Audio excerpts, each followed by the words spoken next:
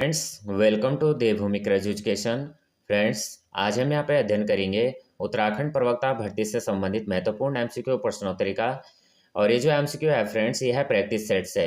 आज जो practice set है ये है 7वां प्रैक्टिस सेट, और 7वां प्रैक्टिस सेट का यहाँ ये रहेगा पार्ट 4 रहेगा। इससे पहले मैंने इसके जो है पार्ट 3 अपलोड कर रखे हैं, और इसके पहले जो है प्रैक्टिस सेट यहाँ पे जो है 6 अपलोड कर रखे हैं। तो आप अगर आपने नहीं देखा तो आप लोग देख सकते हैं, प्लेलिस्ट बनी हुई है, वहाँ से आप देख सकते हैं। वीडियो अगर आपको हेल्पफुल लगती है तो प्लीज़ वीडियो को लाइक शेयर और सब्सक्राइब कर देना। अगर आप लोग जो है वीडियो को देखते हैं तो पूरी वीडियो देखा करें, क्योंकि यहाँ पे जो क्वेश्चन है फ्रेंड्स, यहाँ से कहीं जैसे अभी मैं जो क्वेश्चन कराऊंगा, कुछ क्वेश्चन यहाँ पे 5 क्वेश्चन आपको उत्तराखंड मिलेंगे। देन आपको हिंदी रीजनिंग के मैथ्स और रीजनिंग के क्वेश्चन मिलेंगे। और देन आपको क्या मिलेगा, हिंदी पोर्शन मिलेगा। तो आपको जो है एक अंदाज़ा मिलेगा कि किस टाइप के क्वेश्चन जो है यहाँ पे बनते हैं। क्या पता यहीं से हमारे जो है क्वेश्चन यहाँ से हमें मिल जाए। तो यहाँ से जो है आप वीडियो को ध्यानपूर्वक देखें और ध्यानपूर्वक सुने। और दूसरा यहाँ पे फ्रेंड्स, अगर आपको थोड़ा भी हेल्पफुल लगती है तो प्लीज़ आप जो है वीडियो को लाइक शेयर और सब्सक्राइब कर दिया करें।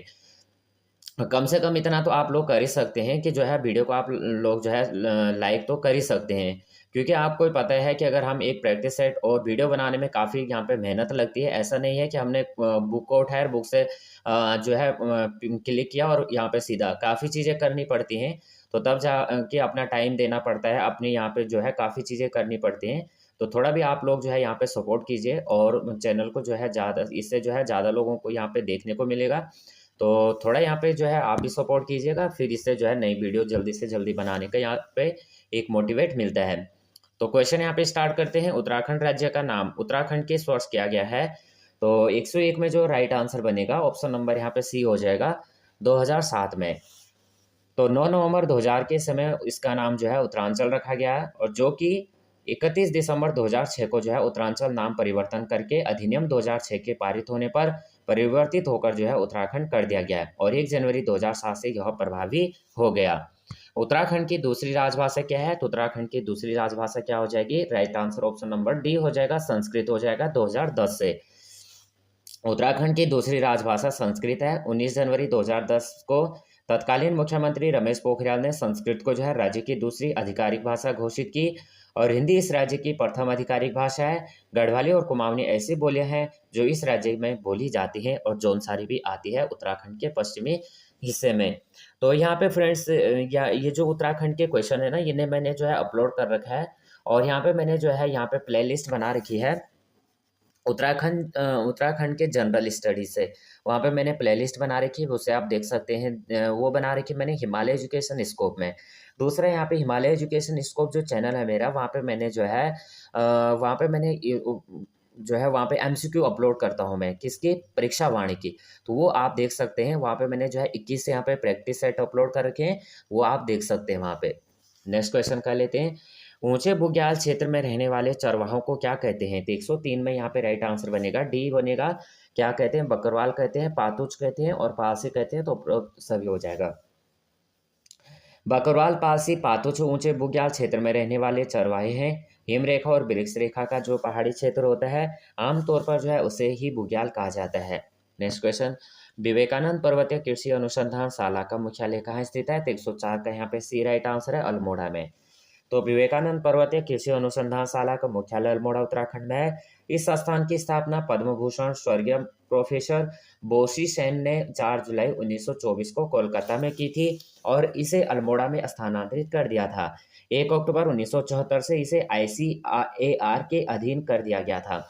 यहाँ पे देखना फ्रेंड्स, आप अगर इस क्वेश्चन को, अगर आप इसे सुन रहे हैं वीडियो को, और इसका जो मैं एक्सप्लेन बता रहा हूँ, अगर आप इसको ध्यान से सुनते हैं तो आप देख सकते हैं कितने क्वेश्चन यहाँ से बन रहे हैं। सबसे पहला क्वेश्चन यहाँ से क्या बनेगा कि किसने जो है अल्मोड़ा से वो जो है यहाँ पे अनुसंधानशाला का मुख्यालय सबसे पहले तो बनेगा कहाँ है? तो ये है अल्मोड़ा में। लेकिन इसकी स्थापना किसने की? तो इसकी स्थापना किसने की थी? ये की थी प्रोफेसर बोसीसेन ने। और कब की थी? 4 जुलाई 1924 को कोलकाता में की थी। देखना, बहुत इंपॉर्टेंट क्वेश्चन है। और इसे जो है विवेकानंद प्रयोगशाला नाम दिया गया। और 1936 ईस्वी में, देखना, 4 जुलाई 1924 को तो इसकी स्थापना की गई कोलकाता में, और इसे नाम दिया गया विवेकानंद प्रयोगशाला। और 1936 में इसे क्या कर दिया गया, अस्थायी रूप से अल्मोड़ा में स्थानांतरित कर दिया। क्वेश्चन यहाँ से ये भी बन सकता है कि जो प्रयोगशाला विवेकानंद पर्वतीय कृषि अनुसंधानशाला है अल्मोड़ा में, वह पहले उसकी स्थापना कब और कहाँ हुई थी और किस नाम से उस समय जाना जाता था। तो उसकी स्थापना 4 जुलाई 1924 को कोलकाता में हुई थी और उसे विवेकानंद प्रयोगशाला के नाम से जाना जाता था। और 1936 में क्या कर दिया गया, अल्मोड़ा में उसे स्थानांतरित कर दिया गया। और 1 अक्टूबर 1974 को इसे जो है ICAR के अधीन कर दिया गया। बहुत ही इंपॉर्टेंट पॉइंट है यहाँ पे। और जो यहाँ पे प्रोफेसर बोशी सेन थे, उनको क्या है, पद्म भूषण भी यहाँ से दिया, पद्म भूषण भी उन्हें प्राप्त हुआ है। बहुत ही इंपॉर्टेंट पॉइंट है। अस्कोट वन्यजीव अभ्यारण्य अवस्थित है। तो यहाँ पे जो क्वेश्चन नंबर 105 है, ये राइट आंसर डी हो जाएगा। ये हो जाएगा पिथौरागढ़ जिले में। तो अस्कोट वन्यजीव अभ्यारण्य उत्तराखंड के पिथौरागढ़ जिले में अवस्थित है और इस अभ्यारण्य में काले भालू, कस्तूरी हिरण, भरुल और चायर आदि मिलते हैं। अब उत्तराखंड के थोड़ा यहाँ पे अन्य जो वन्यजीव विहार हैं उनको हम देख लेते हैं एक बार। तो उत्तराखंड में जो है 7 वन्यजीव विहार हैं, जिसका जो कुल क्षेत्रफल है 2683.73 किलोमीटर स्क्वायर है। वन्यजीव जो है बिहार में, वन्यजीव विहार में जैव विविधता का संरक्षण इन सीटू संरक्षण विधि से होता है। इस विधि से, इन सीटू संरक्षण विधि से। और राष्ट्रीय पार्क की अपेक्षा मानव गतिविधियों में जो है कुछ छूट होती है, जैसे घास काटने की और लकड़ी यहाँ पे लकड़ी चुगने की। इसमें जो है यहाँ पे देखेंगे कि जो मालन पशु विहार है पौड़ी के लैंसडाउन वन प्रभाग क्षेत्र के अंतर्गत आता है। और गोविंद वन्यजीव विहार राज्य का पहला वन्यजीव विहार है, जिसे स्नो लेपर्ड परियोजना 1990-91 के तहत जो है प्रतिबंधित किया गया था। गोविंद वन्यजीव अभ्यारण्य टोंस नदी बेसिन क्षेत्र में स्थित है, जिसमें जाने के लिए सांक्री तालुका ओसला हरकी दून ट्रैक एक लोकप्रिय ट्रैक है। अब जो अन्य वन्यजीव विहार हैं, तो सबसे पहले कौन सा है, गोविंद वन्यजीव विहार है। स्थापना इसकी 1955 में की गई थी और ये जो है 485.9 वर्ग किलोमीटर में फैला हुआ है।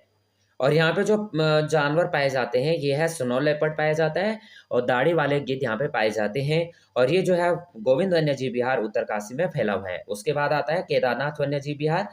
तो 1972 में इसकी स्थापना हुई थी। 975.20 वर्ग किलोमीटर में राज्य का सबसे बड़ा वन्यजीव विहार है।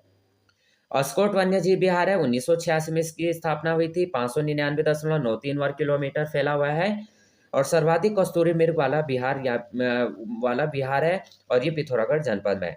सोना नदी वन्यजीव विहार 1987 में स्थापना हुई थी। 301 वर्ग किलोमीटर फैला हुआ है पौड़ी गढ़वाल जनपद में। और बिनसर वन्यजीव विहार जो है 1988 में स्थापना हुई थी। 87 वर्ग किलोमीटर अल्मोड़ा जनपद में फैला हुआ है। उसके बाद मसूरी वन्यजीव विहार जो है 1993 में स्थापना हुई थी। 10.82 वर्ग किलोमीटर। पुराना नाम जो है मसूरी वन्यजीव विहार का माउंटेन क्वेल है और पहाड़ी बटेर। और मसूरी देहरादून में फैला हुआ है।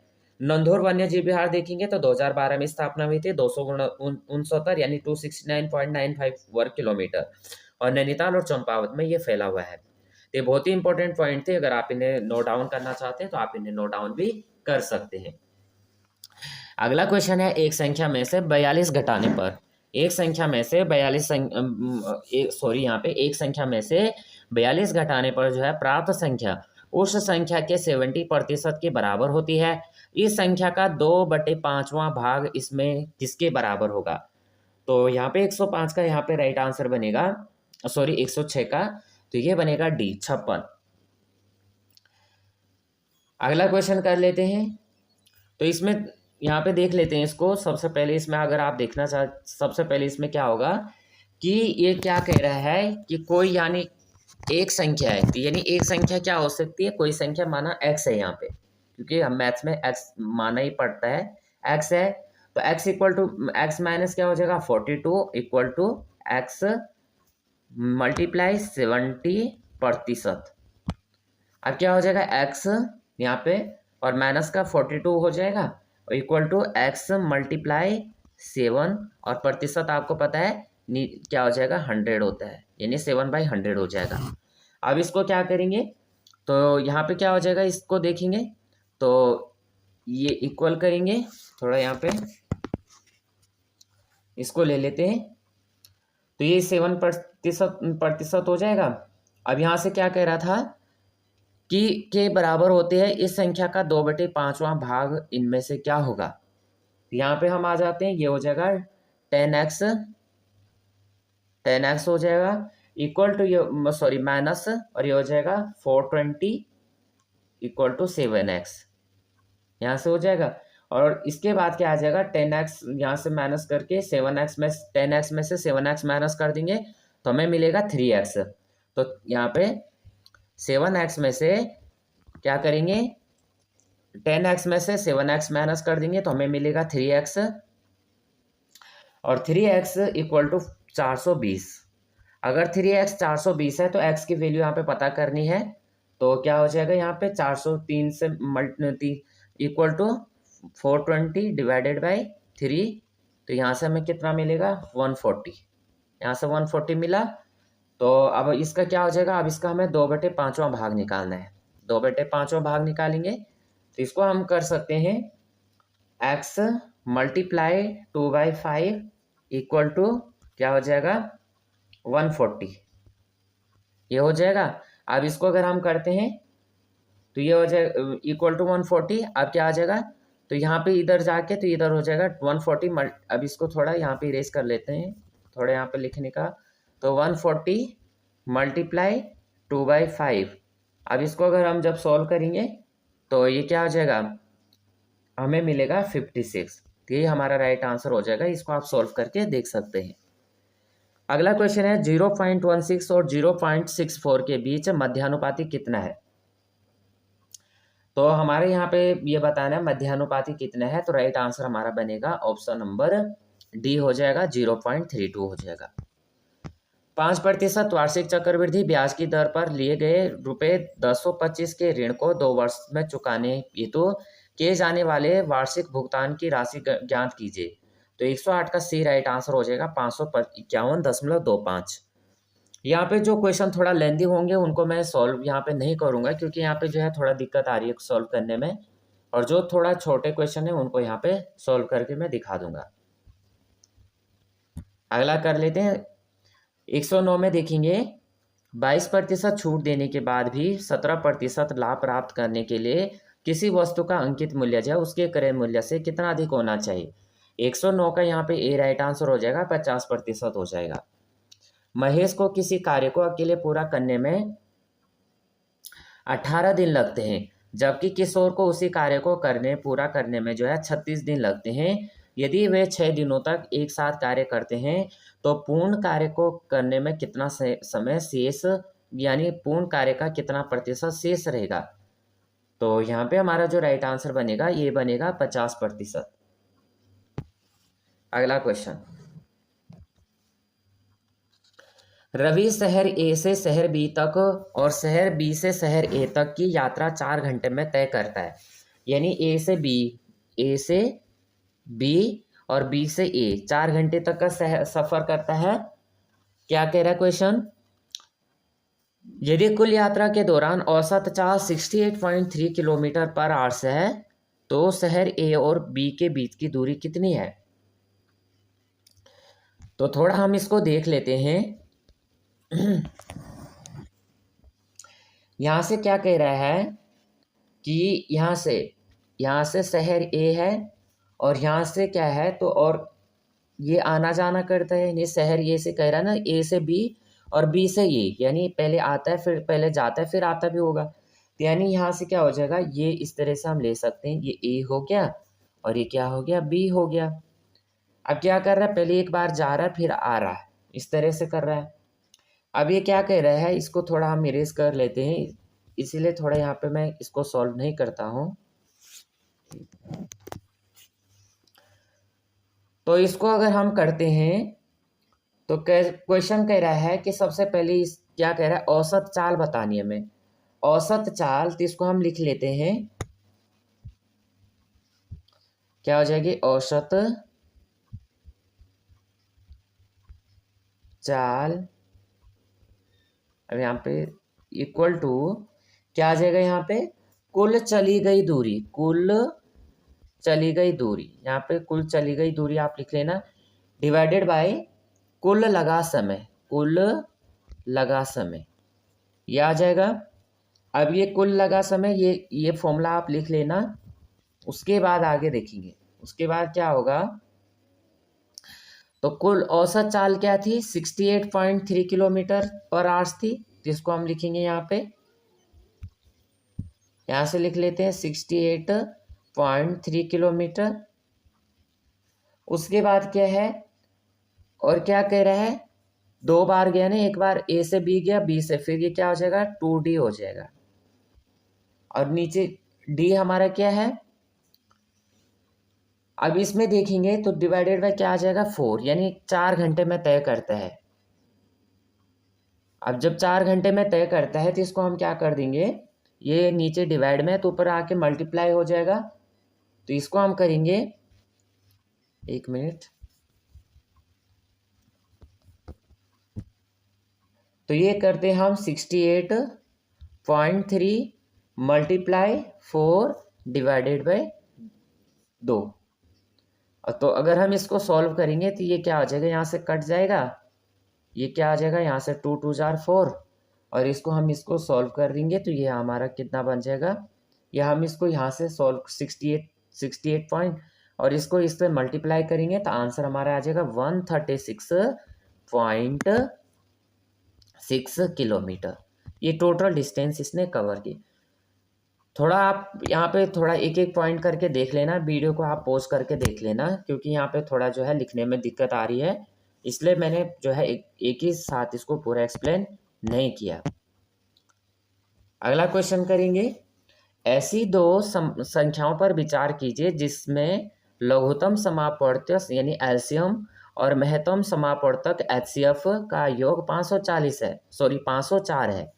लघुत्तम समापवर्तक एलसीएम और महत्तम समापवर्तक एचसीएफ का अंतर 456 है। यदि इन दोनों संख्याओं में से एक 96 हो तो दूसरी संख्या ज्ञात कीजिए। तो 112 का यहाँ पे राइट आंसर बनेगा, सॉरी 112, तो सी राइट आंसर बनेगा, 120 हो जाएगा। 36 किलोमीटर पर आवर्स यानी प्रति घंटा की गति से चलती ट्रेन ए एक प्लेटफॉर्म को 80 सेकंड में पार करती है।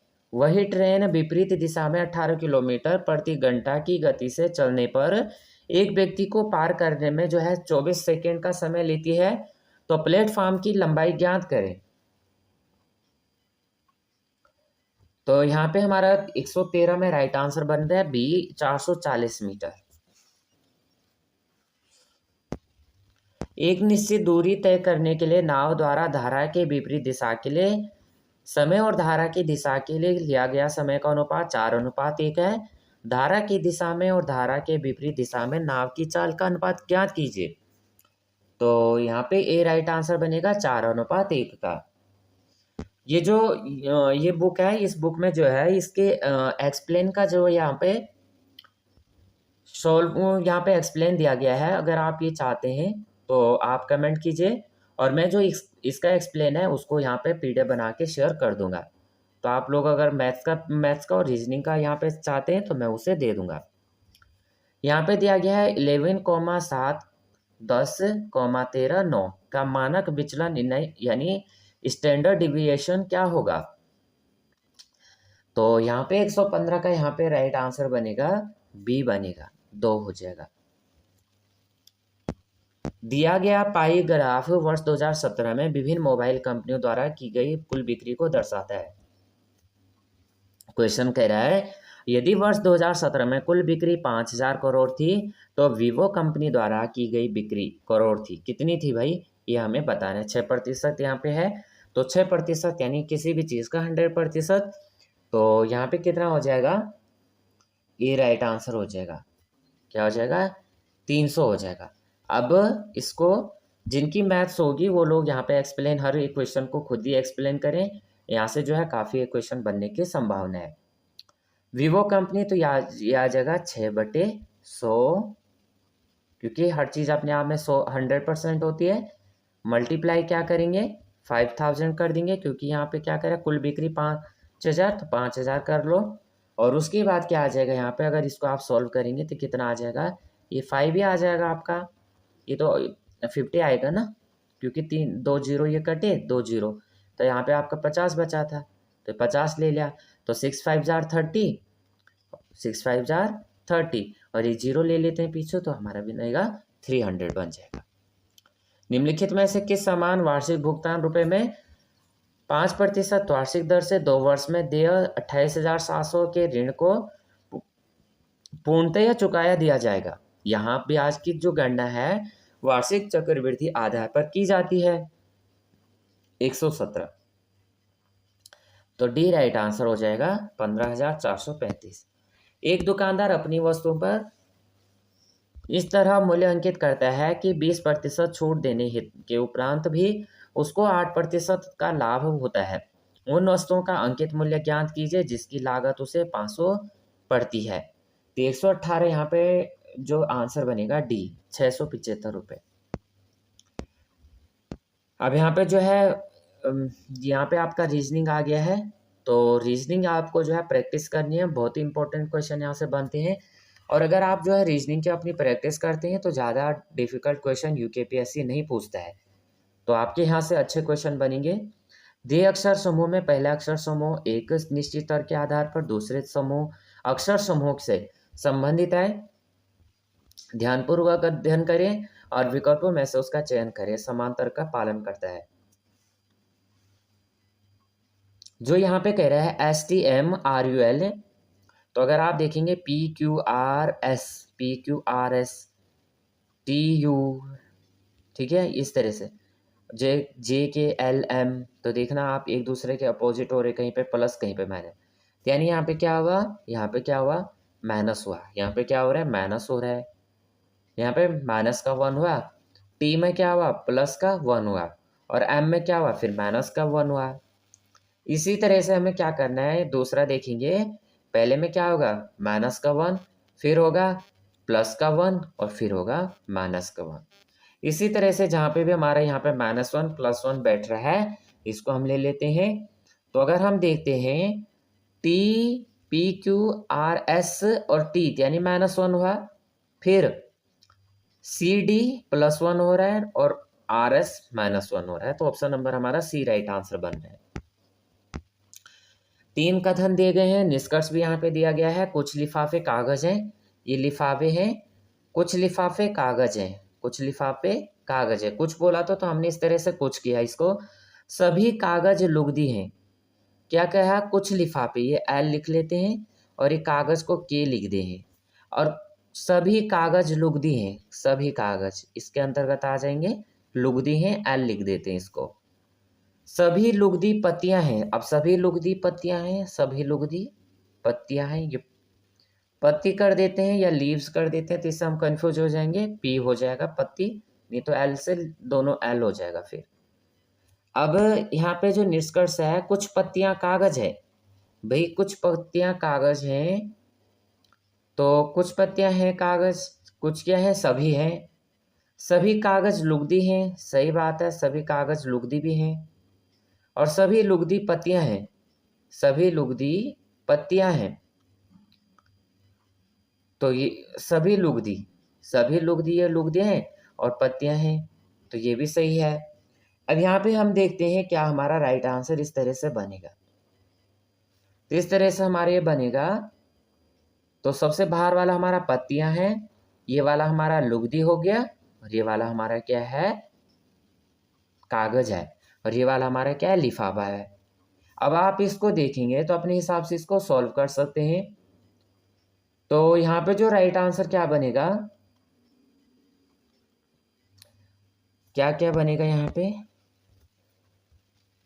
एक भी सही है, दूसरा भी सही है, और तीसरा भी सही है, तो सभी पालन करते हैं।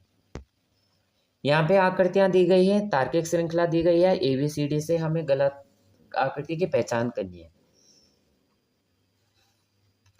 पहले क्या दिया है, ये यहाँ पे देखेंगे आप,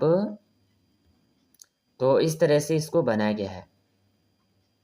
कहाँ पे क्या क्या दिया गया है, सबसे पहले ये यहाँ पे ये लास्ट गया है एक सर्किल टाइप में, पिरामिड थोड़ा यहाँ पे इसमें है नहीं, इसमें सेकंड में दिया, इधर थर्ड आ गया, इधर फिर फर्स्ट, तो इधर कहाँ पे आना चाहिए था, यहाँ पे आना चाहिए था। और यहाँ पे तो ये सही है। अभी तक यहाँ पे थोड़ा हमें एक ऑब्जेक्शन कहाँ पे मिला, डी में मिल रहा है। अच्छा, ए बी सी। अगला यहाँ पे जो है ये स्क्वायर रेक्टेंगल छोटा सा बिंदु है, इधर आ गया, इधर चला गया, फिर यहाँ। तो यहाँ पे डी में थोड़ा हमें अब इस केस में देखेंगे तो सबसे पहले क्या कह रहा है,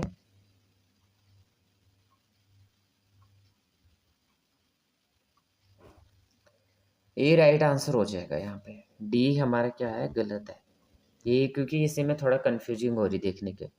आप इसको ऐसे देख सकते हैं जैसे यहाँ पे जो है ना ये, तो ये जो है स्क्वायर वाला, तो ये कहाँ पे है, यहाँ पे सेकंड में है, यहाँ पे थर्ड में है, यहाँ पे भी फर्स्ट में, तो यहाँ पे कहाँ पे आना चाहिए था, सेकंड यहाँ पे आना चाहिए था ना, लेकिन ये कहाँ गया, इस कोने में दे दिया इन्होंने, यहाँ से गलत हो गया।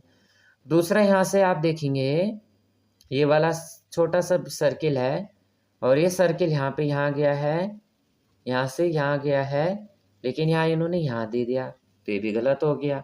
तो इससे हमारा ये क्या हो रहा है, गलत हो रहा है, तो डी हमारा गलत हो जाएगा। आगे देख लेते हैं 122।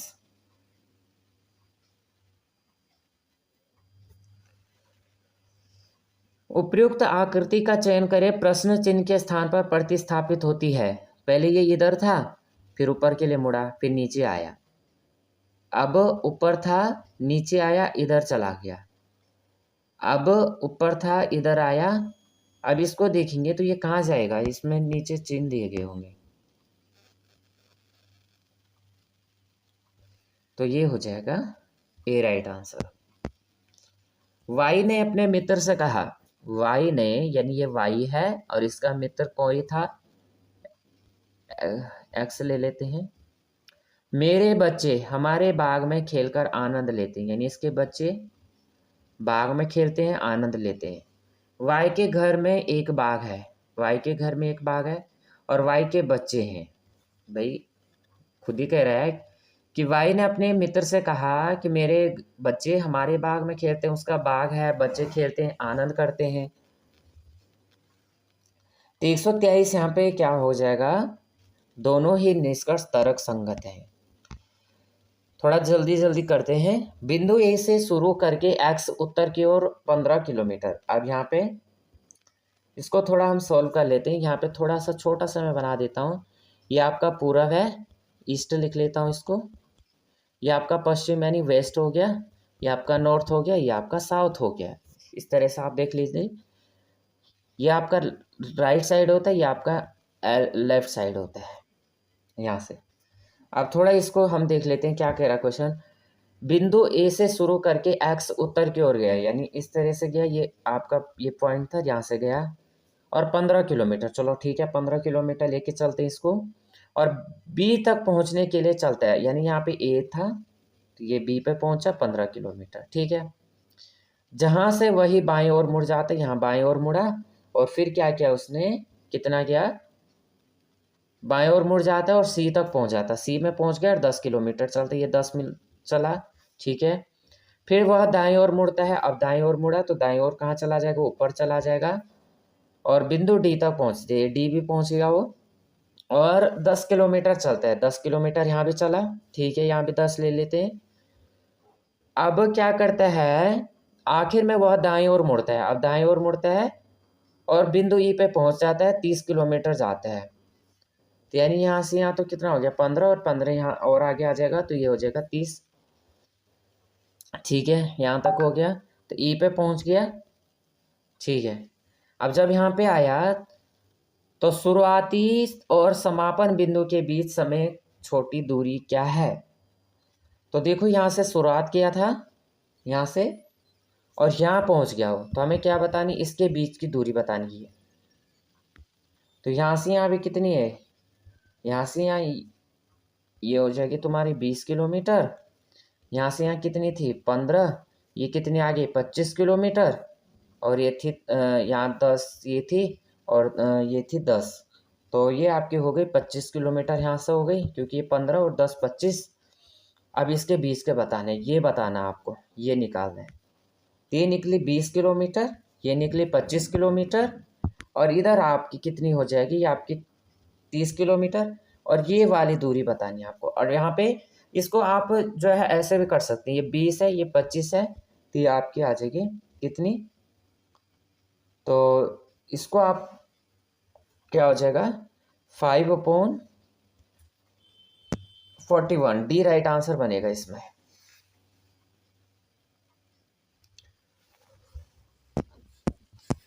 यदि किसी निश्चित कूट भाषा में एडिशन को इस तरह से लिखा गया उल्टा सुल्टा करके, तो उसी कूट भाषा में मेडिकल को कैसे लिखा जाएगा।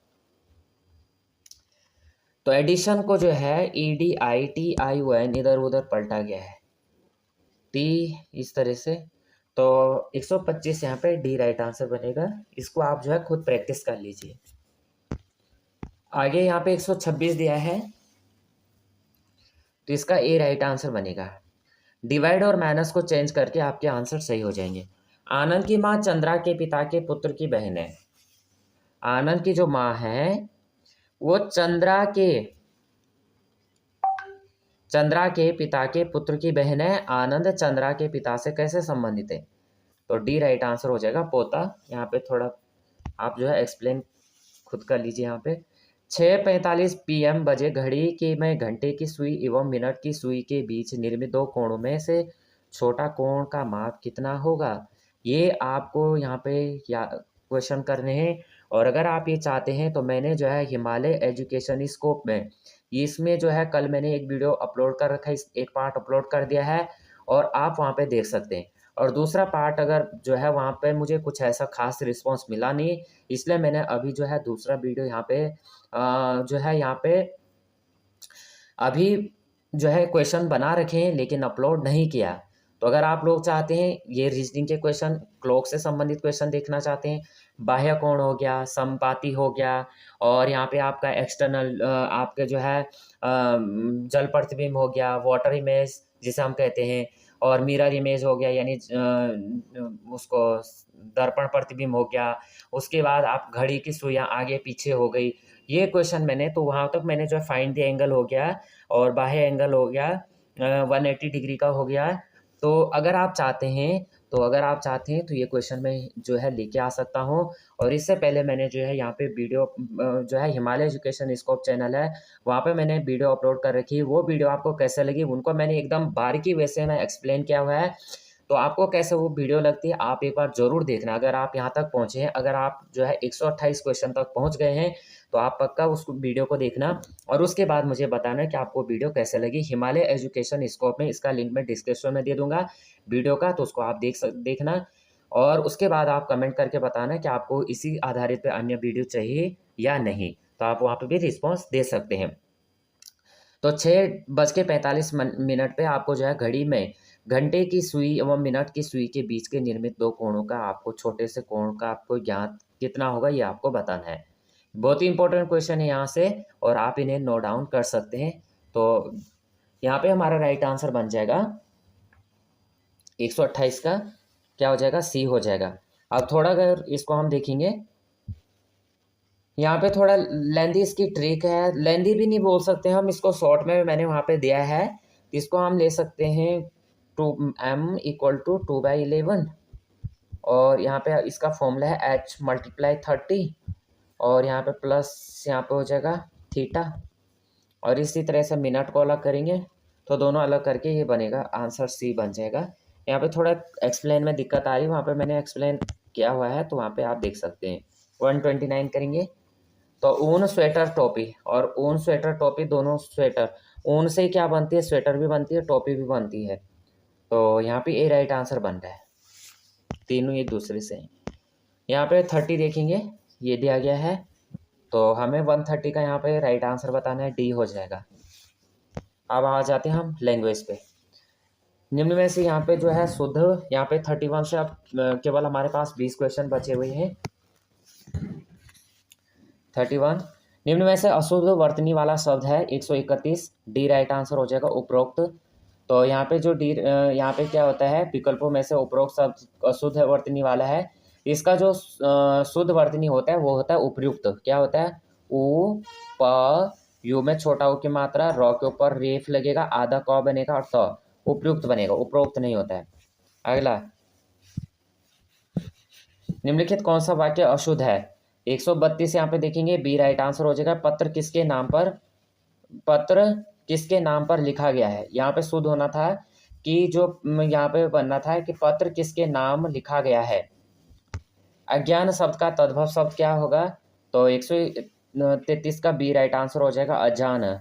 इसका होना था क्या है? अज्ञान का तद्भव क्या है? अजान होता है, तो यही राइट आंसर हो जाएगा। अब यहाँ पे जैसे अज्ञान तो अजान हो जाएगा, अग्नि का आग हो जाएगा, ये अलग हो गए। यहाँ से 134 देखेंगे, तद्भव शब्द कौन सा है? तो डी राइट आंसर हो जाएगा यहाँ पे, उजास। अब यहाँ पे उजास शब्द तद्भव है, इसका तत्सम उज्जवल होता है। इसका तत्सम अगर पूछा जाएगा, उजास का तद्भव तत्सम क्या होता है? उजास होता है। 135, तो चौथा का तत्सम क्या हो जाएगा? चतुर्थ हो जाएगा। इनमें से कौन सा शब्द अतिवृष्टि का विलोम है? 136, डी राइट आंसर हो जाएगा, अनावृष्टि। ऐश्वर्य का विलोम शब्द कौन सा होगा? 137, ए हो जाएगा, अनैश्वर्य। हिंदी लैंग्वेज की भी अगर आप वीडियो देखना चाहते हैं, हिमालय एजुकेशन स्कोप हो गया, और इसी चैनल में मैंने प्लेलिस्ट बना रखी है, यहाँ से भी देख सकते हैं। और हिमालय एजुकेशन चैनल में मैंने वहाँ पे जो है एमसीक्यू अपलोड कर रखे हैं, तो वहाँ से आप अपने क्वेश्चन देख सकते हैं। वहाँ पे मैंने जो है टीचिंग एग्जाम में बिहार बीएड हो गया, उत्तर प्रदेश बीएड हो गया, महाराष्ट्र जो ये मध्य प्रदेश हो गया, अलग अलग स्टेट के जो बीएड हो गया, एंट्रेंस पेपर में हो गए पूछे गए क्वेश्चन है, वो मैंने वहाँ पे अपलोड कर रखे हैं। 138, कोकिला का पर्यायवाची शब्द क्या होता है? कोयल होता है। कोकिला का पर्यायवाची शब्द क्या हो जाएगा? कोयल हो जाएगा। बाकी क्या होते हैं? श्यामा, बसंत दूत, कादम्बरी होते हैं। इनमें मदिरा का पर्यायवाची कौन सा है? 139, तो सी राइट आंसर हो जाएगा, अम्मी हो जाएगा। तो मदिरा का सुरा, मद, शराब, सोमरस, मधु हो जाएगा। 139।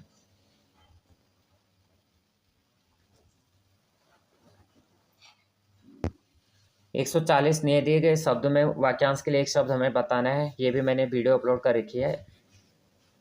तो यही राइट आंसर हो जाएगा, जिसका मन किसी दूसरी ओर लगा हो। निष्फल न होने वाला कहलाता है, डी राइट आंसर हो जाएगा, अमोघ। प्रत्युपन्नमति शब्द में कौन सा उपसर्ग है? तो यहाँ पे उपसर्ग और प्रत्यय आपको पता होंगे। उपसर्ग शब्द के आरंभ में, प्रत्यय शब्द के अंत में लगते हैं। 142 बी राइट आंसर है, प्रति। नेक्स्ट क्वेश्चन, लड़का यहाँ पे क्या कह रहा है? जिस समास लड़का और दादा शब्दों के लिंग परिवर्तन में किस प्रत्यय का प्रयोग किया जाता है?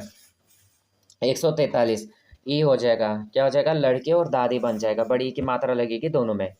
जिस समास में पूर्व पद गौण तथा उत्तर पद प्रधान हो तो उन्हें कौन सा समास कहते हैं? 144, तो डी राइट आंसर हो जाएगा, तत्पुरुष समास हो जाएगा। क्या होगा? तत्पुरुष समास, यानी पूर्व पद गौण होगा, उत्तर पद प्रधान होगा। 145 यहाँ पे देखते हैं, तो सी राइट आंसर हो जाएगा, ब्रह्मा। समास विग्रह को अन्य किस नाम से संबोधित किया गया है? निम्नलिखित समास विग्रह को, तो ब्रह्मा जिसके चार है मुख जिसके। मदोन्मत्त का संधि विच्छेद क्या होगा? 146, सी राइट आंसर हो जाएगा, मद प्लस उन्मत्त। दुस्तर का संधि विच्छेद क्या होगा? 147, तो यहाँ पे सी राइट आंसर हो जाएगा, दूह प्लस तर, विसर्ग संधि आ जाएगी। जिस पतल में खाना उसी पतल में छेद करना कहावत का अर्थ है। 148 बी राइट आंसर है, कीर्तघन होना। आए थे हरि भजन को ओटन लगे कपास, लोकोक्ति का सही अर्थ है। 149 बी राइट आंसर हो जाएगा, वांछित कार्य को छोड़कर अन्य कार्य में लग जाना।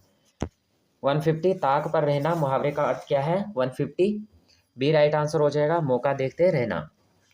तो यहाँ पे हमारे जो है जो प्रैक्टिस सेट 7 है कंप्लीट हो गए हैं। वीडियो आपको कैसे लगी? वीडियो आप जो है लाइक शेयर और सब्सक्राइब करना, कमेंट में बताना वीडियो आपको कैसे लगी। यहाँ पे मैंने जो है UKPSC द्वारा पूछा गया पेपर थे, वो भी मैंने एक पार्ट अपलोड किया हुआ है। मैंने वहाँ पे रिस्पांस पूछा था कि आप लोगों को वीडियो कैसे लगी, आप लोग जो है कमेंट में बताना कि अगर आप चाहते हैं, तो वहाँ पे कोई भी रिस्पांस मुझे मिला नहीं, इसलिए वहाँ पे जो है वीडियो मैंने स्टॉप कर दी है। तो ऐसा कोई फ़ायदा है नहीं, जो अगर वीडियो देखना है नहीं, वीडियो देखने वाले हैं नहीं, तो वीडियो को बना के इतना जो है यहाँ पे फ़ायदा है नहीं, तो इसलिए मैंने वहाँ पे वीडियो स्टॉप कर दिया। अगर आप चाहते हैं मैं जो इसके भी अन्य प्रैक्टिस सेट लेके आऊँ, तो आप लोग जो है कमेंट करना और वीडियो को ज़्यादा से ज़्यादा लाइक शेयर और सब्सक्राइब करना। तो जय हिंद, जय उत्तराखंड।